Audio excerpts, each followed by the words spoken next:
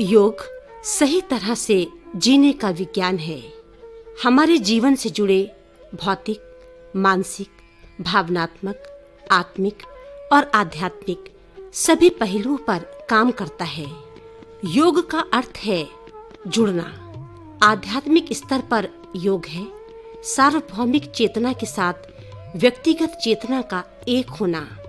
व्यवहारिक स्तर पर योग है शरीर, मन और भावनाओं को संतुलित करने और तालमेल बनाने का एक साधन। तन मन को स्वस्थ और आत्मा को पावन रखने का एक माध्यम। भारत के योग को सारा विश्व स्वीकार कर चुका है। आज घर घर में योग है, गांव नगर में योग है, सारे विश्व में योग है।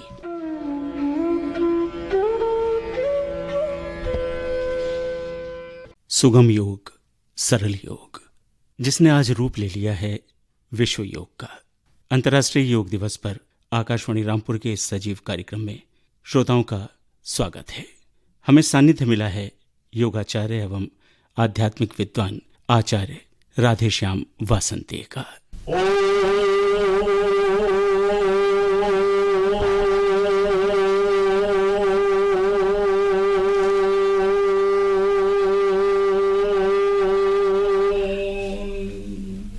आकार बिंदु संयुक्तम नित्यम ध्यायन्ति योगिनः।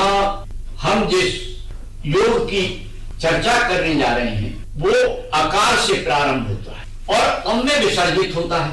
ओम अ ई उ ओ म अनुस्वार। क्यों? क्योंकि योग सम्मिलन है, चेतना का ऊर्ध्वगामी करने का साधन है। जो हमारी चेतना, जिसे हम रूह कहते हैं, आत्मा कहते हैं, जिसे हम परमात्मा कहते हैं, वही हमारे जीवन का साधन है। वो दशों दिशाओं में जा रहा है और हमारी जो 72,000 नाड़ियां, उनमें हमारी प्राणवायु 5 भागों में विभक्त हो जाती है। उसके निरोध के लिए जब सृष्टि प्रारंभ हुई तो हिरण्यगर्भ ने मानव को जीवन की पद्धति दी। उन्हें लोग सूर्य कहते हैं। जब सूर्य उदय हुआ तब सृष्टि बनी। उसमें से जो संदेश आया वो हमें प्रकाश का आया, अंधकार मिट गया और हिरण्यमयी स्वर्णिम आभा हमारे चारों तरफ फैल गई।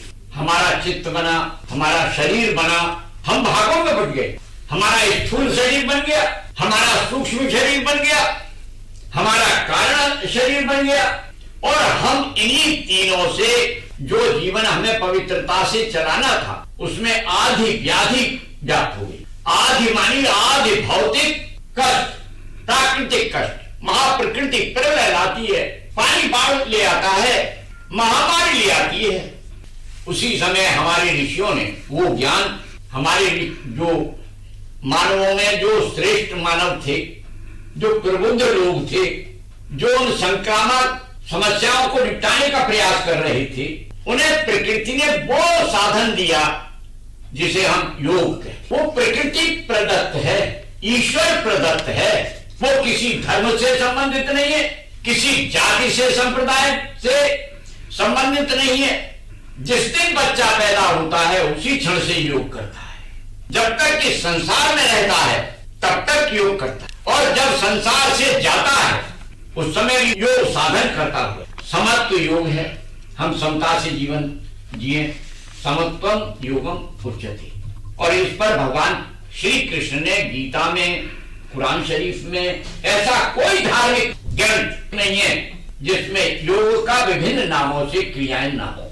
गुरुजी, सर्वप्रथम आपसे जानना चाहेंगे योग का व्यापक अर्थ क्या है, इसकी परिभाषा? ये विश्व की मानव की जीवन पद्धति है। जब हम उससे हट जाते हैं तो असुविधा होती है। हमारे संयम है, 5 नियम है। संयम हर आदमी रखता है। अहिंसा, सत्य, अस्तेय, अपरिग्रह, ब्रह्मचर्य, हर धर्म इनका पालन करता है। जब हम अपनी ऊर्जा को अनावश्यक नष्ट नहीं करेंगे तो हम संयम में रहेंगे और संयमित व्यक्ति के जीवन में योग स्वतः होता है। योग तो हम हर क्षण कर ही रहे हैं, उठ रहे हैं, बैठ रहे हैं, चल रहे हैं। फिर ये समस्याएं क्यों हैं? क्योंकि हम व्यवस्थित चल नहीं रहे हैं, व्यवस्थित उठ नहीं रहे हैं, व्यवस्थित खा नहीं रहे हैं, व्यवस्थित सो नहीं रहे हैं। न हम घर को देख पा रहे हैं। इस 3 महीने में आज हम अपने घर को देख पाए। हम पर इतने वर्षों से लोग अपने घर को जानते नहीं, घर क्या है। आज महाप्रकृति ने अपने आप ऐसा बंधन लगा दिया है कि हम घर से बाहर नहीं जा सकते। संयम ही योग का नाम है, नियमों का पालन करना ही योग है। जिनमें दो चीजें हैं वो योगी है, आसन है, प्राणायाम है, धारणा है, ध्यान है, समाधि है। ये स्तर बढ़ने के लिए है और ये हर आदमी करता है। किसी ना किसी आसन पर हर आदमी बैठता है।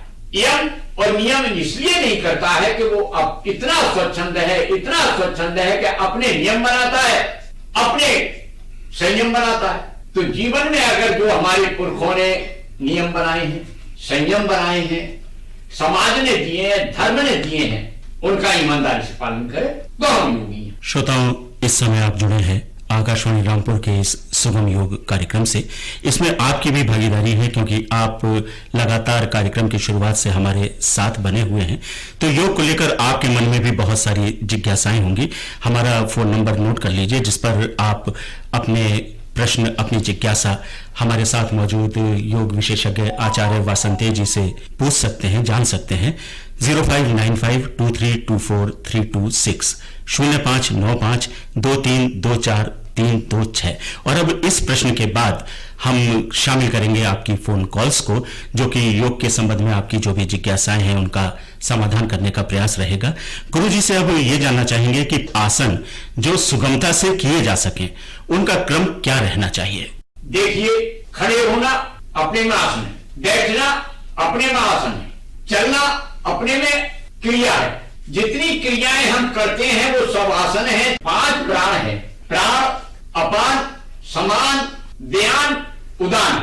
ये पांचों शरीर की आवश्यक क्रियाएं जो किसी के शरीर में नहीं होती, ऐसा कोई नहीं है। प्राण में श्वास लेते हैं, अपान हमारे गुदा भाग से, मूत्र नली से जो पदार्थ जाते हैं वो उसको बाहर फेंकने का क्रिया करता है, और समान जो हमारे पेट के भीतर समता रखता है, जो अग्नि है उसे जलाता है। और इसीलिए हमारे जो मूलाधार चक्र है उसके ऊपर का जो हिस्सा है उसमें पृथ्वी तत्व वही जल तत्व आ जाता है। जब हम जो हमारी क्रिया नली है वहां से जल तत्व, और हमारी नाभि में अग्नि है, कहते हैं ना जिसकी अग्नि खराब हो गई। ये हमारी आयुर्वेद है, यूनानी दवाएं हैं, सारे धर्मों में विशेष रूप से ये सारी सिखाती हैं। तीसरा है व्यान, हमारे सारे शरीर में हमें पक्षाघात नहीं होने देता, एक तरफ गिरने नहीं देता, दूसरी तरफ संभाल लेता है। अगर हम कहीं डिगमगाते हैं तो उसको संतुलित रखता। अब आया उदान। उदान मानिए हमारी वायु को हम बाहर फेंकते हैं, डकार आती है, प्रकृति लाती है डकार, कोई व्यक्ति नहीं लाता। प्राण मानी हमारी जीवनी शक्ति को आयाम विस्तार करे, जो हमारे जीने की कला को इतना विस्तृत कर दे जैसे आकाश। तो हम कैसे देखें, हमने अपनी हाथ को लिया, कुछ नहीं हम रोज करते हैं, हम नाक को छिड़कते हैं, अपना मन बाहर निकालते हैं, श्वास को लिया और छिड़क दिया, ये रेचन क्रिया है। संस्कृत में उसे रेचन कहते हैं, नाक साफ करना कहते हैं। उसके बाद लेना है, लेने को पूरक कहते हैं। अरे भैया अपना काम पूरा कर लो। हमारे पास श्वास का अभाव है और हम इसे ले लें। जब श्वास को हम ले लेंगे तो हमारे भीतर श्वास ताजी जाएगी, जिसे लोग अंग्रेजी में ऑक्सीजन कहते हैं, हमारे यहाँ प्राणवायु कहते हैं। उससे हमारी आत्मा को, रूह को सुकून मिलता है। अब प्रश्न आता है कि जो प्राणायाम आजकल चलन में है या आम आदमी करता है, श्वास लेता है छोड़ता है, इसके अलावा कुछ नहीं, रेचक पूरक, अनुलोम विलोम विलोम अनुलोम। अरे इसके करने से तुम स्वस्थ रहने की स्थिति तो बना सकोगे, लेकिन करत अभ्यास के जड़मत हो स्थान, इससे तुम सुजान हो जाओगे। जब मैंने ली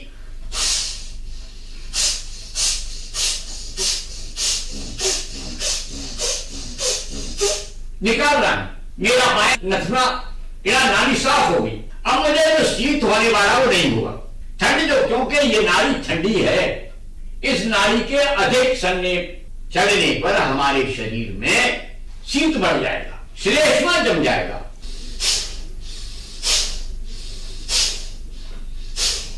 पंद्रह मिनट में पसीना आ जाएगा और कपाल जो है भांति मानी प्रकाश से युक्त हो जाएगा, आभा मंडल आ जाएगा। और जब श्वानों नाकों से श्वास एक साथ आएगी जाएगी, कि हमें अनुलोम विलोम से हमने विषमता खत्म कर दी, तो कपालभाति से हमारा पेट ठीक रहेगा। देखो धौकनी देखिए आपने, मुई खाल की श्वास से लोह भस्म हो जाए, वैसे ही जब लोहा भस्म हो सकता है उस श्वास से, मरी हुई से, तो हम सजीव हैं, हमारे भीतर को ना कोई रोग रहेगा ना कोई शोक रहेगा। लेकिन ग्रीष्म काल में अधिक करने पर, इसका विधान शीतकाल में करने का है भस्त्रिका का। अगर कोई कहता है कि आजकल भस्त्रिका करो तो उससे रोग बढ़ सकते हैं, पित्त का रोग बढ़ सकता है, मन का रोग बढ़ सकता है, शरीर के अन्य रोग आ सकते हैं। तो भस्त्रिका को बहुत अल्प मात्रा में करना है। जो स्वस्थ रहना चाहता है तो वो स्व में रहे, अपनी आत्मा में रहे, और आत्मा में बिना रहे स्वस्थ नहीं रहता। स्वस्थ का अर्थ ही है अपने स्व में रहना। तब निर्विकार भाव आएगा कि हाँ मुझे जीना है, हम ना मरे है संसारा, हमको मिला जीवन हारा, जाने वाला केवल प्राण है। जब हम प्राण के बारे में लेना और छोड़ना और रखना जान जाएंगे तो हमें वो जाने वाला मिल जाएगा। श्रोताओं के फोन कॉल्स के संकेत गुरुजी हमें प्राप्त हो रहे हैं। आपकी बातें सुनकर उनके मन में भी कुछ जिज्ञासाएं हैं, कुछ प्रश्न उभरे होंगे। देखते हैं कि ये फोन कॉल किसकी है। जी, मैं मुरादाबाद से डॉक्टर अजय अनुपम बोल रहा हूँ। जी अनुपम जी, क्या सवाल है आपका? हम आपका कार्यक्रम सुन रहे थे, तो मेरी समस्या ये है कि मेरी 72 वर्ष की आयु है और मैं डायबिटीज और हाई बीपी का पेशेंट हूँ। कोरोना के डर से बच्चे बाहर घूमने नहीं जाने देते, तो मैं कौन सा योगाभ्यास करूँ जो मुझे लाभ हो? आचार्य वासंत जी से ये मेरी जिज्ञासा है। अजय अनुपम जी, जब आपको ये पता चल जाएगा कि हमको जीवन की कला आनी चाहिए, घर में सीखो या बाहर सीखो, घर में करो या बाहर करो। हमारे डायबिटीज का कारण क्या है, मधुमेह का कारण क्या है, हमारी निष्क्रियता, श्रम न करना, अपने पेट के लिए सही ढंग से जो हमारे पैंक्रियाज हैं जिन्हें कहते हैं उनको जीवित न रखना। अगर हम पेट को 100 बार अग्निसार क्रिया कर लेंगे, अपने पेट को 100 बार अपनी पीठ में मारेंगे, केवल बहुत छोटी सी क्रिया है, तो हमारे शरीर की शुगर जिसे मधु कहते हैं वो नियंत्रित हो जाए। आप खान पान का संयम रखें। कुछ आसन है, वज्रासन पर बैठ के सोए, सुप्त वज्रासन करें। प्राणायाम सवेरे सामने रेचक, पूरक और कुंभक, कपालभाति, अग्निसार, पसीने में नहा जाओगे, अपने आप शुगर कम हो जाएगी। एक और श्रोता फोन कॉल पर हैं, आइए उनसे बात करते हैं। हेलो, मैं रामपुर लिसनर्स क्लब नालापार बासुड़ा साहब रामपुर से नवाबुद्दीन बोल रहा हूँ। योग दिवस पर ये जो प्रोग्राम चल रहा है मैं इसे सुन रहा हूँ और इसको मैं अपने जीवन में भी उतारने की कोशिश कर रहा हूँ। जैसे कि कोरोना बीमारी फैल रही है और चारों तरफ हमारे दिखाई दे रही है, हर शहर हर मोहल्ले में की चपेट में आ गया है। इस वायरस के संक्रमण में हमारे मोहल्ले में भी अपने पैर पसार लिए, तो इसे लेकर मैं बड़ा तनाव महसूस कर रहा हूँ। अपने नेचर में भी दिन प्रतिदिन बदलाव आ रहा है। मेहरबानी करके मुझे एक्सपर्ट से ये जानना है कि इससे कैसे रिलीज किया जाए। देखो भाई, योग बड़ा महत्वपूर्ण है। वज्रासन में बैठ जाओ जिस पर नमाज पढ़ती हो और 100 बार अपने पेट को, अग्नि को बढ़ाओ, जिससे तुम्हारे हृदय का कफ खत्म हो जाए, तुम्हारे मस्तिष्क का कफ खत्म हो जाए। और जाना ना बंद करो। हमारे शास्त्र में लिखा हुआ है कि दूर दूर बैठ करके लोगों को क्रियाएं करनी चाहिए। और हम चिपटते, बच्चों से चिपटते हैं, बाहर से आए बच्चे को लिया गले से लगा लिया। क्यों? अरे पहले आते थे, घर में घुसते थे, हाथ धोते थे, पैर धोते थे, गर्म पानी से दिन में एक बार नहाओ सवेरे और एक बार शाम को नहाओ। कोरोना से बचने का सबसे अच्छा उपाय है। और बाहर से आओ तो नहाओ, गर्मी का मौसम है, और 15 मिनट भ्रामरी pranaयाम करो। उसमें तुम उस हुंकार को भरो,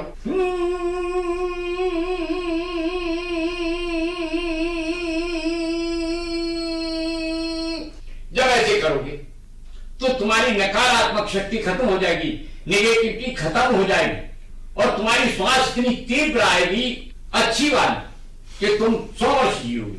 श्रोताओं बहुत बहुत धन्यवाद। आप 0595232432 पर लगातार हमें फोन कर रहे हैं और गुरुजी आचार्य राधेश्याम वासंते जी आपकी जिज्ञासाओं का समाधान कर रहे हैं। गुरुजी एक और फोन कॉल हमें प्राप्त हुई है। जी हेलो जी, कौन बोल रहे हैं? जी, मैं फरत अली खान बोल रहा हूँ और आपका जो कार्यक्रम चल रहा है वो सुन रहा हूँ। 2010 से योग से जुड़ा हुआ हूँ। हम लोग सब अपनी छतों पर आ गए हैं और बराबर योग कर रहे हैं। ऐसा है कि कुछ जैसे हम सूर्य नमस्कार करते हैं, अभी भी हम कर रहे थे, तो जिसमें ओम का उच्चारण है। तो ओम के उच्चारण की जगह जैसे हमारे बच्चे हैं, हमारा परिवार है और लोग हैं, सब छत पर हैं, तो मैं आपसे सवाल करना चाहता हूं, जो आपके एक्सपर्ट हैं, उससे जो विशेषज्ञ बैठे हैं, तो जो अल्लाह और ओम की हम अपने मुख से ध्वनि करते हैं, तो क्या उसमें जो वाइब्रेशन होता है, जो उसमें तरंगे पैदा होती हैं, तो क्या उसमें कोई अंतर पाया जाता है? मेरा सवाल है। अरे शब्द है, हाथों में मैं बोलता हूं तो उसके बाद जो उत्तर आता है वो आता है, और आज जब बाहर निकलता है तो हा हो जाता है। ये वर्णमाला के जो 51 अक्षर हैं उसमें लाभ मूलाधार पर है। और अब अगली कॉल। हेलो। हेलो, कौन बोल रही हैं आप? निर्मला तिवारी, मैं रामपुर से बोल रही हूँ जी, अपना प्रश्न बताएं। मेरी उम्र लगभग 80 साल की है। आसन और प्राणायाम कर लेती हूँ, लेकिन बच्चे कहते हैं कि मुझे योग करना चाहिए। ये क्या मेरी उम्र है योग करने की? बच्चे पीछे पड़े हैं, आप ही समझाइए। देखो भाई निर्मला जी, तुम्हारा मन निर्मल है नाम से, कर्म से और अधिक निर्मल हो जाओ। मेरा एक बहुत छोटा सा संदेश है, मन के हारे हार है, मन के जीते जी। आप मन से मत हारिए, योग तो कर ही रही हैं। अरे श्वास ले रही हैं, छोड़ रही हैं, व्यवस्थित लेना, और आप योग करिए करिए करिए, क्रिया करो क्रिया करो। क्रिया के करने से शरीर ठीक रहेगा। और तीन ही क्रिया है, रेचक पूरक कुंभक, जो जानत सो जाने क्रिया योग। तप करो, स्वाध्याय करो, ईश्वर प्राणदान करो, तब करो खूब ही भोग। एक और श्रोता फोन कॉल पर हैं। हेलो, मैं भालेंद्र कुमार मिश्र। जी भालेंद्र जी, आप हमारा कार्यक्रम सुन रहे होंगे, क्या आपके मन में जिज्ञासा है? बदलता परिदृश्य है और लाइफ स्टाइल बदला है। पिछले 3 महीने से वर्क फ्रॉम होम में हूँ। आगे कब तक चलेगा पता नहीं। घर पर ही रहना हो रहा है इस समय। जबरदस्त टेंशन रहने लगी है, तनाव रहता है। माँ कहती है योग करो, मैं अनसुना करता हूँ। क्या वाकई योग से फायदा होगा? मुझे बताने की कृपा करें। देखो भाई, आप ध्यान रखो, भार पर अगर चंद्रमा को देखना रोज शुरू कर दिया तो तुम्हारा डिप्रेशन खत्म हो जाएगा। अपने मन को आज्ञा चक्र पे रखो और बाहर एक छोटा सा बिंदु देखना शुरू करो। 1 मिनट 2 मिनट तुम्हारा मन ठहरने लगेगा। भय है डिप्रेशन कि मेरी नौकरी ना छूट जाए, मैं जा नहीं रहा हूं, मैं ये नहीं कर रहा हूं। अरे जब पैदा हुए थे, माँ के गर्भ में थे, तब परमात्मा ने तुम्हारे साधन जुटाई, तो आज क्यों है करो? अवसाद संसार में सबसे बड़ा पाप है। अर्जुन को आया था, युद्ध में भगवान श्री कृष्ण को गीता को सुनाना पड़ा। आज तुम भी ये गीता समझ लेना। अपनी क्रिया करो, सीखो, जानो और कर्म करो रोज। केवल कर्म, नासिका का कर्म। अगर 15 मिनट तुमने कपालभाति करी तो तुम्हारा डिप्रेशन 15 दिन का कम हो जाए। और निरंतर कर ली तो जीवन भर डिप्रेशन नहीं रहेगा। मनुष्य हो, मानव सदा मानव रहे। तुम अपने परिवार के बारे में चिंतित मत हो, अपने भाई में चिंतित मत हो। कर्म करो, कर्म करो, कर्म योग अपनाओ। श्रोताओं, ये तो थे आपके सवाल। आपकी जिज्ञासाओं का समाधान कर रहे थे आचार्य राधेश्याम वासंते जी, जो इस वक्त हमारे साथ हैं। गुरुजी, श्रोताओं के सवाल के साथ साथ एक सवाल मेरा असीम सक्सेना का भी है, और ये मेरा ही नहीं, आकाशवाणी रामपुर की पूरी टीम जो इस वक्त कार्यक्रम में हमारे साथ है, जिनमें राघवेंद्र जी हैं, अखिलेश पाल हैं, तो सब ये जानना चाहते हैं कि जिस दौर से इस वक्त हम गुजर रहे हैं, बदली हुई जीवन शैली है, तो योग की क्या प्रासंगिकता है? योग हमारी चेतना को ऊर्ध्वगामी करता है। जो हम निम्नगामी हो गए हैं, सब चीजें त्याग रहे हैं, अच्छा है उसे भी छोड़ दिया। अगर हमने योग मानी अपनी आत्मा को और मन को एक करना है और उस परमात्मा में विश्वास करना है। ये नहीं कहा जा सकता है कि धर्म के बिना कोई समाज जीत सकता है। जो धारण करता है सत्य को वो धार्मिक है, और जो आत्मा को नहीं जानता, नहीं धारण कर रहा है, वो अधार्मिक है। तो अपना जो मानव धर्म है उसे धारण करो, जीव की रक्षा करो, अपनी रक्षा करो और दूसरों को ज्ञान दो। तप मानी क्रिया, स्वाध्याय मानी पढ़ना लिखना नहीं है, आत्माध्याय, अपने बारे में ज्ञान प्राप्त करना, शरीर के बारे में, मन के बारे में, बुद्धि के बारे में, प्राण के बारे में, इन सब के बारे में जानना। ईश्वर प्राणदान, जो तुम्हारे भीतर चेतना का प्रमुख आधार है, सहस्त्रार के ऊपर अकाल पुरुष, जो महाकाल और परम काल है, बहुत कम लोग वहां तक पहुंच पाए। क्या हमने इतना भी नहीं है कि हम उसका प्राणायाम भी ना करते? अरे प्राणायाम करो, ध्यान करो, धारणा करो। धारणा मानी डिटर्मिनेशन, निश्चय। हम ना मरे हैं, हम नहीं मरेंगे। हमारा परब्रह्म परमेश्वर हमारे भीतर है, हमारी ऊर्जा हमारे भीतर है, हमारी चेतना हमारे भीतर है, हमारा ज्ञान हमारे भीतर है। और ईश्वर प्राणधान मानी अपनी आत्मा के प्रति अपना समर्पण। और हम देखिए अष्टांग योग करते हैं तो अष्टांग में प्राणायाम भी करते हैं, गिरते हैं, प्रणाम भी करते हैं। अष्टांग प्रणाम कर रहे हैं हम आपके। अगर हम शवासन में ही 15 मिनट बिना विचार के रह जाएं तो हमारा जीवन धन्य हो जाए। गुरुजी, आज सुगम योग कार्यक्रम में आपका सानिध्य हमें प्राप्त हुआ और श्रोताओं को भी एक बहुत अच्छी जानकारी उपलब्ध हुई। आपका बहुत बहुत आभार, धन्यवाद।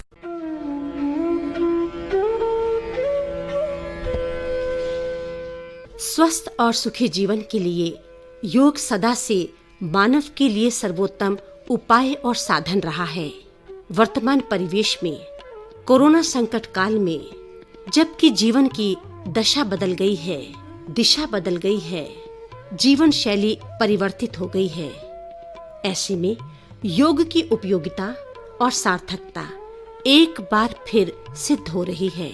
हर आयु वर्ग में बढ़ते मानसिक तनाव और अवसाद की स्थिति में यह आवश्यक हो गया है कि योग को दैनिक जीवन में लाएं, नियमित रूप से और सुगमता से सरल योग को अपनाएं, सुगम योग को जीवन बनाएं।